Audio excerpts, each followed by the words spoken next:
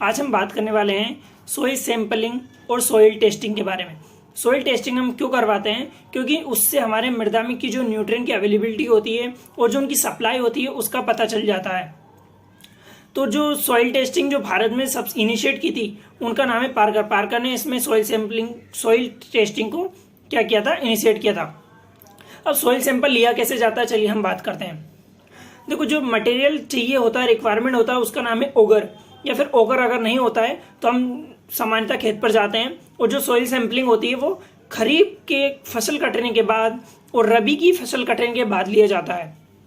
ठीक है, इसमें 10 से 15 जगह से हम नमूने को लेते हैं और अगर हमारे पास ओगर होता है तो ठीक है, अगर ओगर नहीं होता है तो हमें खुरपी वगैरह से एक वी शेप्ड बना लेना है। क्या वी शेप्ड?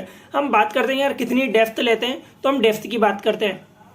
अगर कोई ग्रासेस वगैरह है, बहुत ज्यादा सोलो है, ऊपर की, तो वहां 5 सेंटीमीटर हम लोग डेप्थ लेते हैं। अगर सोलो क्रॉप आ जाती है, सोलो क्रॉप लाइक मिलेट्स वगैरह, ग्राउंडनट वगैरह आ जाती है, तो वहां पर हम लोग लेते हैं 10 सेंटीमीटर लेते हैं। और हॉर्टिकल्चर क्रॉप्स आ जाती हैं तो वहां पर हम 1 से 1.5 मीटर तक लेते हैं। 10 से 15 जगह से इकट्ठा करने के बाद वो हो जाती है 5 से 7 किलो मिट्टी हो जाती है।